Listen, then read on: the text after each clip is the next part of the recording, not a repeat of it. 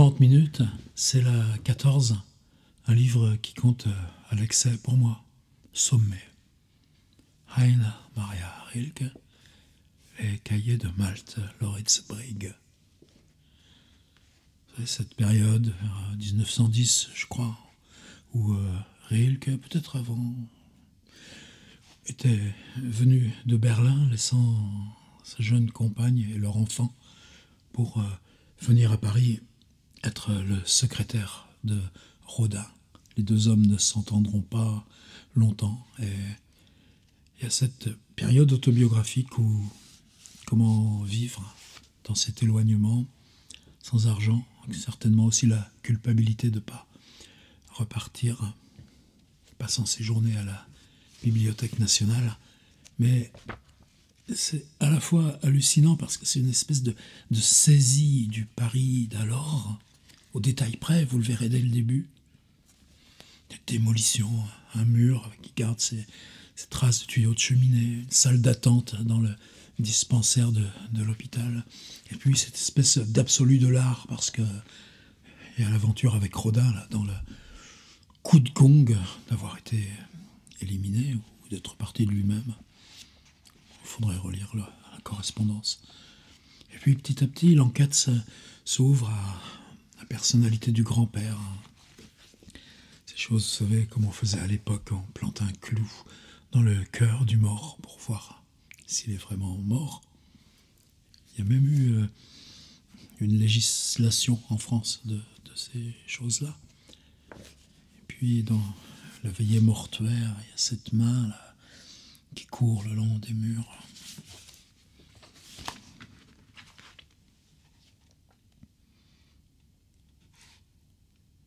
« 30 minutes, je mets mon chrono, démarrer. Ah non, il n'était pas réglé. Oh, alors attendez, il faut que je le mette à 30, effacer, programmer. Ouais, c'est que je n'avais pas mis le bon truc. Oh, voilà, là il est à 30. J'avais mis chronomètre et pas. 11 septembre, rue Toulier. C'est donc ici que les gens viennent pour vivre. Je serais plutôt tenté de croire que l'on meurt ici. Je suis sorti, j'ai vu des hôpitaux, j'ai vu un homme qui chancelait et ça fait ça. J'ai oublié de dire que la traduction historique est celle, bien sûr, de Maurice Betts. Je ne crois pas que personne d'autre ait réessayé depuis. Les gens s'assemblèrent autour de lui et m'épargnèrent ainsi la vue du reste. J'ai vu une femme enceinte. Elle se traînait lourdement le long d'un mur haut et chaud et étendait de temps à autre les mains en tâtonnant comme pour se convaincre qu'il était encore là. Oui, il y était encore. Et derrière lui, je cherchais sur mon plan, maison d'accouchement. Bien, on la délivrera, rien ne s'y oppose. Plus loin, rue Saint-Jacques, un grand bâtiment avec une coupole. Le plan indique Val-de-Grâce, hôpital militaire. Je n'avais d'ailleurs pas besoin de ce renseignement, mais peu importe. La rue commença à dégager de toutes parts des odeurs. Autant que je pouvais distinguer, cela sentait l'iodoforme, la graisse de pommes frites, la peur. Toutes les villes sentent en été. Puis j'ai vu une maison singulièrement aveugle. Je ne la trouvais pas sur mon plan, mais je vis au-dessus de la porte une inscription encore assez lisible, « Asile de nuit ». À côté de l'entrée étaient inscrits les prix. Je les ai lus, ce n'était pas cher. Et puis, j'ai vu un enfant dans une voiturette arrêtée. Il était gros, verdâtre, et avait visiblement une éruption sur le front. Elle le guérissait apparemment et ne le faisait pas souffrir. L'enfant dormait, sa bouche était ouverte et respirait l'iodoforme, l'odeur des pommes frites, de la peur.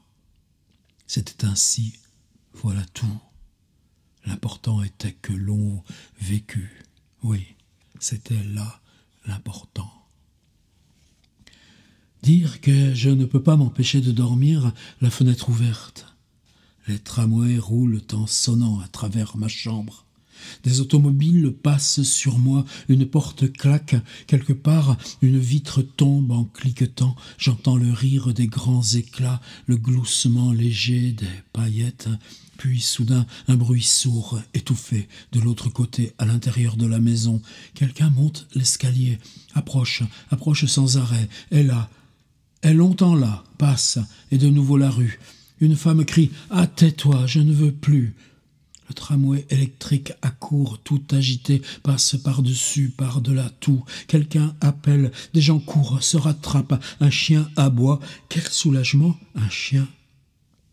Vers le matin, il y a même un coq qui chante, et c'est un délice infini. Puis tout à coup, je m'endors. Cela, ce sont les bruits.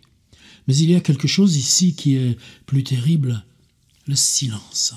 Je crois qu'au cours de grands incendies, il doit arriver, ainsi parfois, un instant de tension extrême.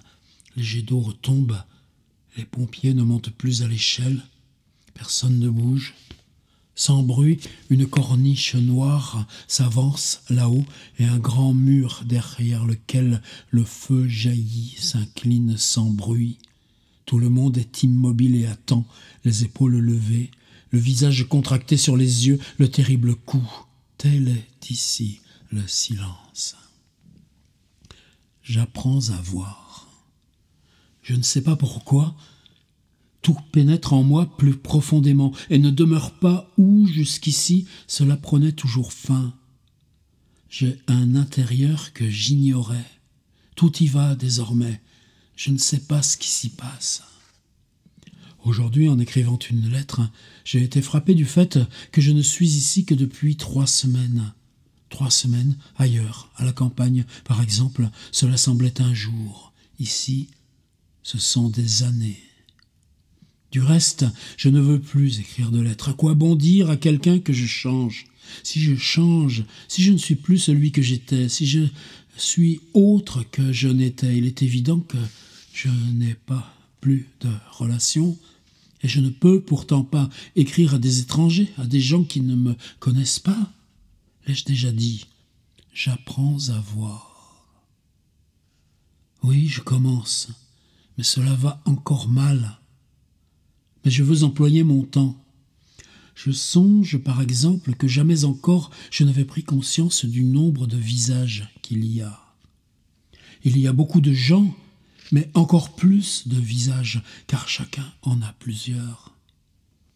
Voici des gens qui portent un visage pendant des années. Ils s'usent naturellement, se salissent, éclatent, se rident, s'élargit comme des gants qu'on a portés en voyage. Ce sont des gens simples, économes, ils n'en changent pas, ils ne le font même pas nettoyer, il leur suffit, disent-ils, et qui leur prouvera le contraire ?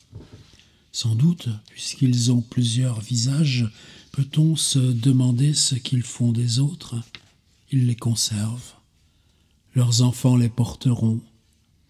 Il arrive aussi que leurs chiens les mettent. Pourquoi pas ? Un visage est un visage.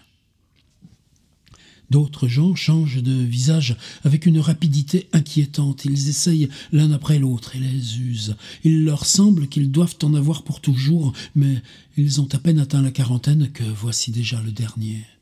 Cette découverte comporte, bien entendu, son tragique. Ils ne sont pas habitués à ménager des visages. Le dernier est usé après 8 jours.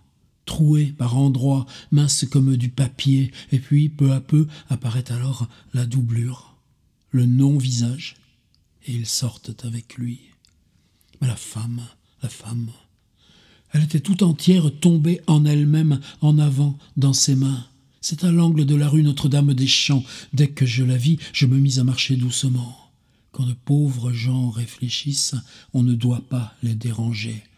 Peut-être finiront-ils encore par trouver ce qu'ils cherchent. La rue était vide. Son vide s'ennuyait, retirait mon pas de sous mes pieds et claquait avec lui de l'autre côté de la rue comme avec un sabot. La femme s'effraya, s'arracha d'elle-même, trop vite, trop violemment, de sorte que son visage resta dans ses deux mains. Je pouvais y voir sa forme creuse. Cela me coûta un effort inouï de rester à ses mains, de ne pas regarder ce qui s'en était dépouillé. Je frémissais de voir ainsi un visage du dedans, mais j'avais encore bien plus peur de la tête nue, écorchée, sans visage. J'ai peur. Il faut faire quelque chose contre la peur, quand elle vous tient. Ce serait trop terrible de tomber malade ici, et si quelqu'un s'avisait de me faire porter à l'Hôtel-Dieu, j'y mourrais, certainement. C'est un hôtel bien agréable, très fréquenté. On peut à peine regarder la façade de Notre-Dame de Paris sans courir le danger de se faire écraser par l'une des nombreuses voitures qui traversent le parvis le plus vite possible pour pénétrer là-dedans. Petits omnibus qui sonnent sans discontinuer.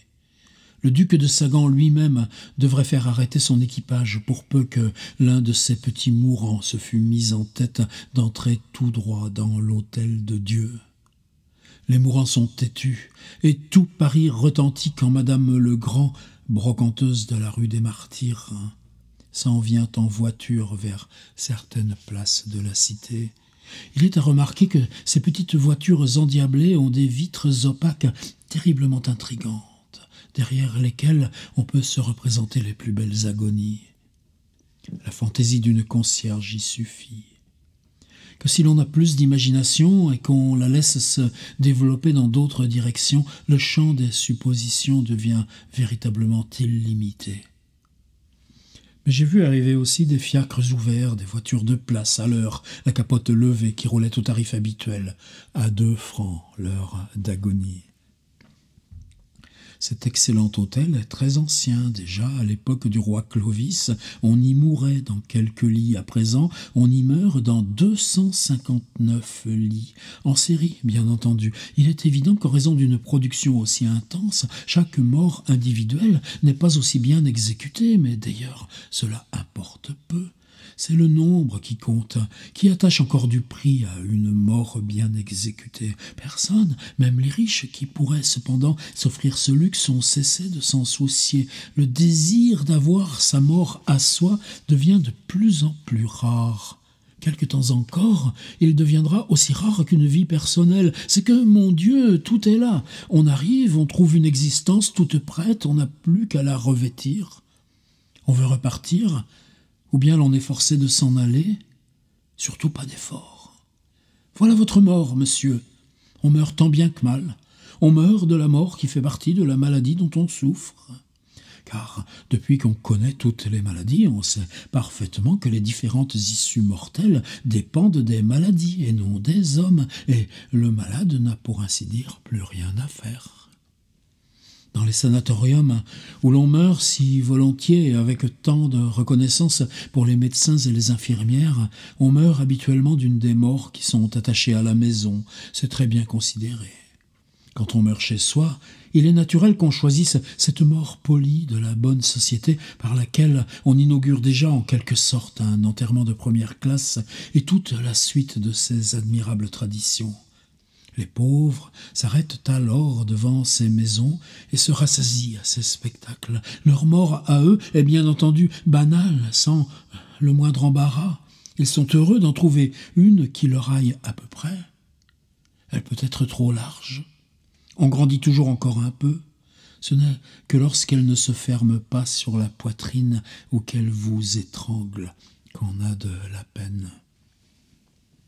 Quand je repense à chez nous, où il n'y a plus personne à présent, il me semble toujours qu'il a dû en être autrement jadis. Jadis l'on savait, ou peut-être s'en doutait-on seulement, que l'on contenait sa mort comme le fruit son noyau. Les enfants en avaient une petite, les adultes une grande, les femmes la portaient dans leur sein, les hommes dans leur poitrine. On l'avait bien, sa mort, et cette conscience vous donnait une dignité singulière, une silencieuse fierté. Mon grand-père encore, le vieux chambellan Brigue, portait, cela se voyait, sa mort en lui. Et quelle mort!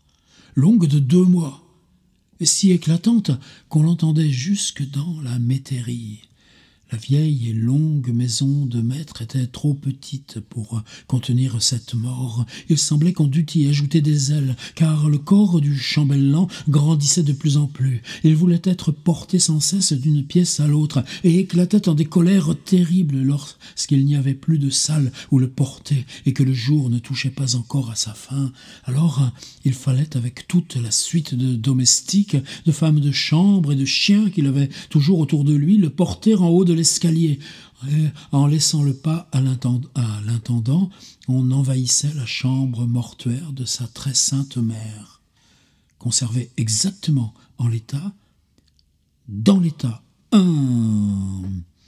Le porter en haut de l'escalier, et en laissant le pas à l'intendant, on envahissait la chambre mortuaire de sa très sainte mère, conservé exactement dans l'état en lequel la morte l'avait, depuis 23 ans, quitté, et où personne n'avait jamais pénétré. Mais toute la meute, à présent, y faisait irruption. On tirait les rideaux, et la lumière, robuste d'une après-midi d'été, examinait tous ces objets timides et effarouchés, et tournait maladroitement dans les glaces brusquement rouvertes.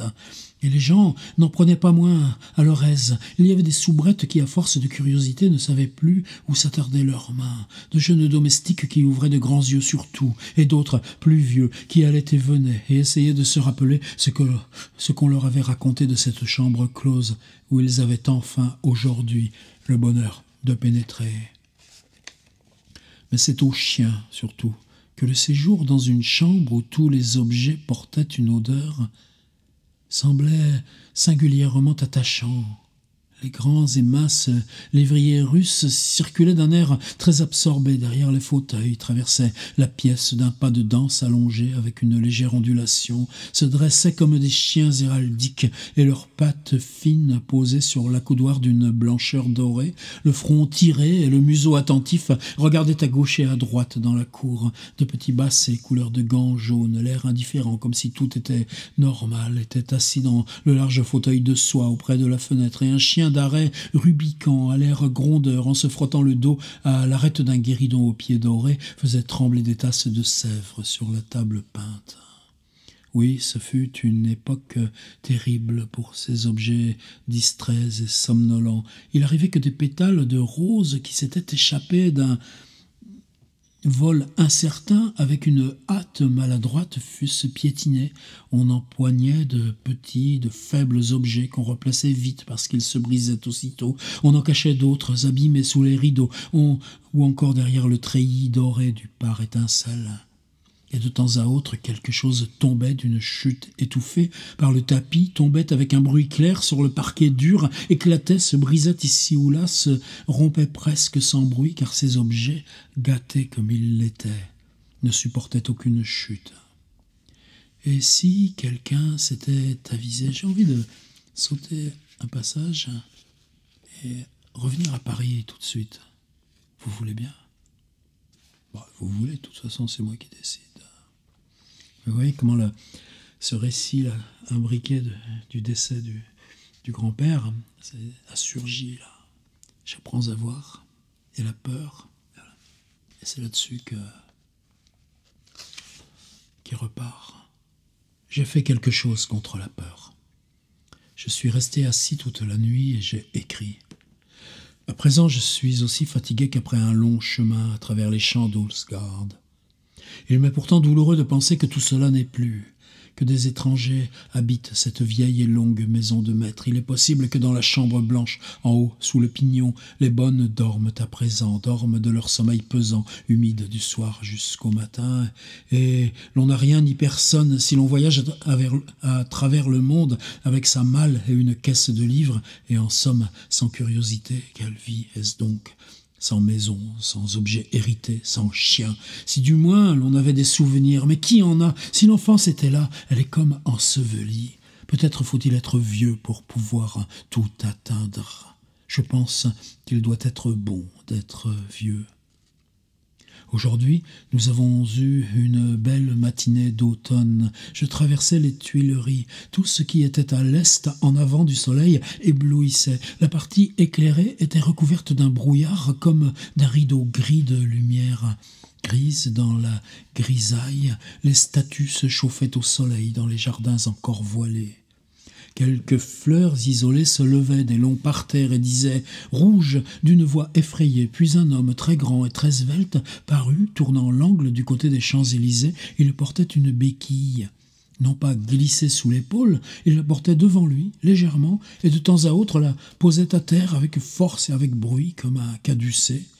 Il ne pouvait réprimer un sourire joyeux et souriait par-delà tout, au soleil, aux arbres. Son pas était timide, comme celui d'un enfant, mais d'une légèreté inaccoutumée, plein du souvenir d'une autre démarche. Ah, l'effet d'une petite lune, jour où tout est clair autour de nous, à peine esquissé dans l'air lumineux, et cependant distinct. Les objets les plus proches ont des tonalités lointaines, sont reculés, montrés seulement de loin, non pas livrés, et tout ce qui est en rapport avec l'étendue, le fleuve, les ponts, les longues rues et les places qui se dépensent, a pris cette étendue derrière soi et est peint sur elle comme sur un tissu soyeux. Il n'est pas possible de dire ce que peut être alors une voiture d'un vert lumineux sur le pont neuf, ou ce rouge si vif qu'on ne pourrait pas l'étouffer, ou même simplement cette affiche sur le mur mitoyen d'un groupe de maisons gris-perle. Tout est simplifié, ramené à quelques plans justes et clairs, comme le visage dans les portraits de Manet. Rien n'est insignifiant ou inutile.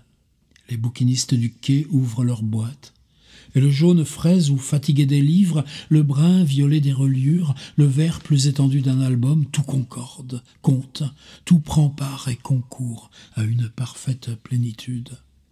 J'ai vu, dans la rue, l'assemblage suivant. Une petite charrette à bras poussée par une femme. Sur le devant est posé en longueur un orgue de barbarie. En travers, sur l'arrière, un panier où un tout petit enfant, solidement planté sur ses jambes, a l'air tout joyeux sous son bonnet et ne veut pas se laisser asseoir.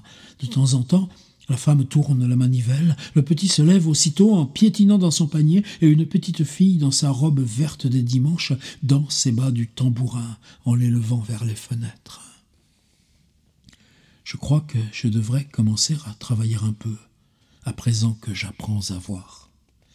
J'ai 28 ans, et il n'est pour ainsi dire rien arrivé. Reprenons. J'ai écrit une étude sur Carpaccio, qui est mauvaise. Un drame intitulé « Mariage », qui veut démontrer une thèse fausse par des moyens équivoques, et des vers. Oui, mais des vers signifient si peu de choses quand on les a écrits jeunes. Pensez à l'être un jeune poète, qui viendra bien plus tard.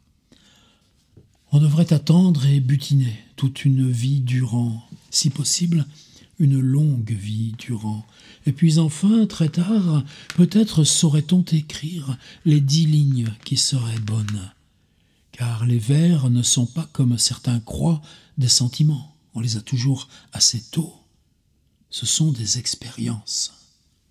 Pour écrire un seul vers, il faut avoir vu beaucoup de villes, d'hommes et de choses.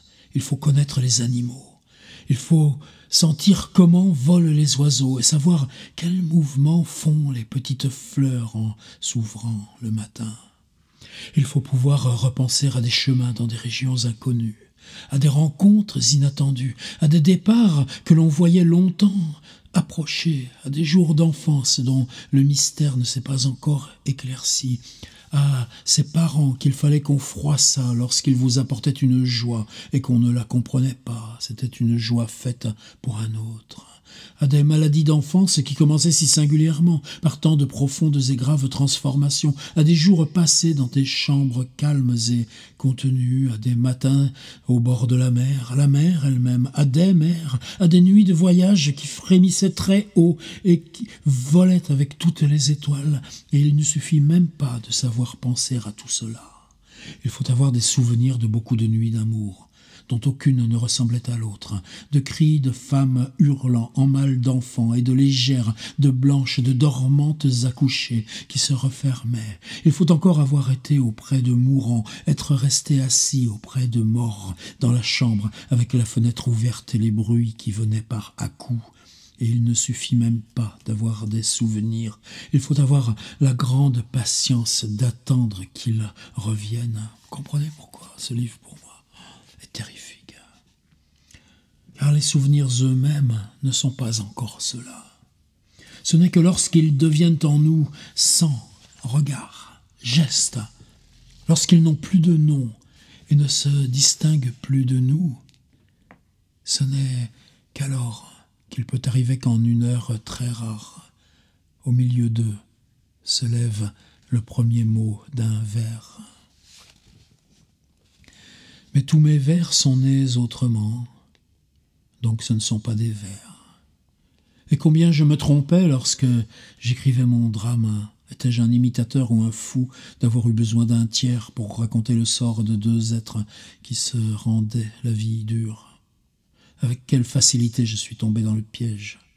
Et j'aurais cependant dû savoir que ce tiers qui traverse toutes les vies et les littératures, ce fantôme d'un tiers qui n'a jamais existé, n'a pas de sens et qu'on doit le nier. Il est un des prétextes de la nature qui s'efforce toujours de détourner l'attention des hommes de ses mystères les plus profonds. Il est le paravent derrière lequel se déroule un drame. Il éleva un bruit à l'entrée du silence d'un vrai conflit. On dirait en vérité que tous, jusqu'ici, ont jugé trop difficile de parler de ces deux dont seulement il s'agit. Le tiers qui, précisément, parce qu'il est si peu réel, reste la partie facile du problème. Tous ont su le camper. Dès le commencement de leur drame, on sent l'impatience d'en arriver à lui. À peine peuvent-ils l'attendre. Dès qu'il est là, tout va bien. Mais quel ennui lorsqu'il se met en retard. Rien ne peut arriver sans lui, tout s'arrête, se ralentit. Attends, oui, mais qu'arriverait-il? Je vais retourner à Paris parce qu'il me reste plus que 5 minutes 38. Comme on ferait l'intégrale, toute une nuit durant. C'est peut-être des choses à faire sur cette chaîne, ça. On commence à 20h, on lit jusqu'à 8h du matin.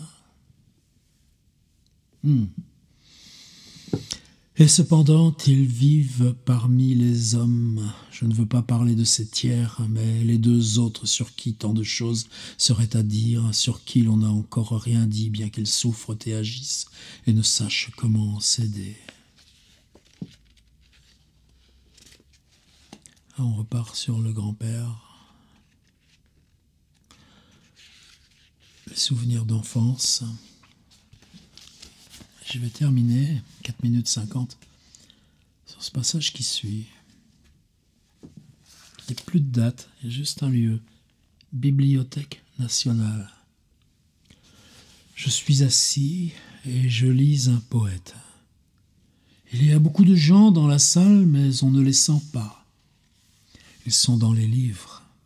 Quelquefois, ils bougent entre les feuillets comme des hommes qui dorment et se retournent entre deux rêves. Ah, qu'il fait bon être parmi des hommes qui lisent. Pourquoi ne sont-ils pas toujours ainsi? Vous pouvez aller à l'un et le frôler, il ne sentira rien. Vous pouvez heurter votre voisin en vous levant, et si vous vous excusez, il fait un signe de tête du côté d'où vient votre voix. Son visage se tourne vers vous et ne vous voit pas, et ses cheveux sont pareils aux cheveux d'un homme endormi. Que c'est bon. Et je suis assis, et j'ai un poète. Quel destin! Ils sont peut-être 300 dans cette salle qui lisent à présent, mais il est impossible que chacun d'entre eux ait un poète. Dieu sait ce qu'ils peuvent bien lire. Il n'existe pas 300 poètes. Mais voyez mon destin. Moi, peut-être le plus misérable de ces liseurs, moi, un étranger, j'ai un poète. Bien que je sois pauvre, bien que mon veston que je porte tous les jours commence à s'user par endroits, bien que mes chaussures ne soient pas irréprochables, sans doute mon col est propre, mon linge aussi, et je pourrais, tel que je suis, entrer dans n'importe quelle confiserie, au besoin sur les grands boulevards, et je pourrais sans crainte avancer la main vers une assiette de gâteau et me servir. On n'en serait pas surpris, et nul ne songerait à me gronder et me chasser, car c'est encore une main de bonne compagnie, une main qui est lavée 4 ou 5 fois par jour. Oui, il n'y a rien sous les ongles, l'index est sans encre, et les poignets surtout sont en parfait état. Or, nul n'ignore que les pauvres gens ne se lavent jamais aussi haut. On peut tirer de leur propreté certaines conclusions, et l'on conclut. Dans les magasins, l'on conclut. Sans doute, il y a quelques individus sur le boulevard Saint-Michel, par exemple, dans la rue Racine, que mes poignets ne tromperont pas. Ils se moquent bien de mes poignets. Ils me regardent et ils savent. Ils savent qu'au fond, je suis des leurs, que je ne fais que jouer un peu de comédie. N'est-ce pas carnaval? Et ils ne veulent pas me gâter le plaisir. Ils grimacent un peu et clignent des yeux, personne ne l'a vu. Pour peu qu'il y ait quelqu'un près de nous, ils se montrent même empressés et font comme si je portais un manteau de fourrure, comme si ma voiture me suivait. Quelquefois je leur donne 2 sous, en tremblant qu'ils ne les refusent, mais ils les acceptent, et tout serait dans l'ordre s'ils n'avaient pas de nouveau un peu ricané et cligné de l'œil. Qui sont ces gens? Que me veulent-ils? M'attendent-ils? Comment me reconnaissent-ils? Il est vrai que ma barbe a l'air un peu négligée, rappelle un tout petit peu leurs vieilles barbes malades et passées qui m'ont toujours surpris. Mais n'ai-je pas le droit de négliger ma barbe? C'est le cas de beaucoup d'hommes occupés, et l'on ne s'avise pas pour cela de les compter parmi les épaves de la société, car il est évident que cela forment le rebut, et que ce ne sont pas de simples mendiants. Non, au fond, ce ne sont pas des mendiants. Il faut distinguer, ce sont des déchets, des pelures d'hommes que le destin a crachés. Humides encore de la salive du destin, ils collent à un mur, à une lanterne, à une colonne d'affichage, ou bien ils coulent lentement au fil de la rue en laissant une trace sombre et sale. Que diable voulait de moi cette vieille qui, avec son tiroir de table de nuit où roulaient quelques boutons et quelques aiguilles, avait surgi de je ne sais quel trou? Pourquoi marchait-elle toujours à mon côté et m'observait-elle? Comme si elle essayait de me reconnaître avec ses yeux chassieux, ses yeux où un malade semblait avoir craché des glaires verdâtres dans des paupières ensanglantées. Et pourquoi cette petite femme grise resta-t-elle debout à côté de moi pendant tout un quart d'heure devant une vitrine en faisant glisser un long et vieux crayon hors de ses vilaines mains fermées? Je faisais semblant de regarder l'étalage dont je ne voyais rien, mais elle savait que je l'avais vue, elle savait que j'étais arrêté, que je me demandais ce qu'elle faisait, car je comprenais bien qu'il ne pouvait s'agir du crayon. Je sentais que c'était un signe pour les initiés, un signe que les épaves connaissent. 30, 30, 30. Je devinais qu'elle voulait me dire d'aller quelque part ou de faire quelque chose, et le plus étrange était que je ne pouvais perdre le sentiment qu'il y avait réellement certaines conventions auxquelles appartenait ce signe, et que cette scène était au fond quelque chose à quoi j'aurais dû m'attendre. Vous ne savez pas ce qu'est un poète, Verlaine? Rien, pas de souvenir, non. Vous ne l'avez pas distingué de ceux que vous connaissiez. Vous ne faites pas la différence, je sais. Mais c'est un autre poète que je lis, qui n'habite pas Paris, un tout autre, etc., etc., etc., etc. Rainer Maria Rilke, Les Cahiers de Malte, Lauritz Breg.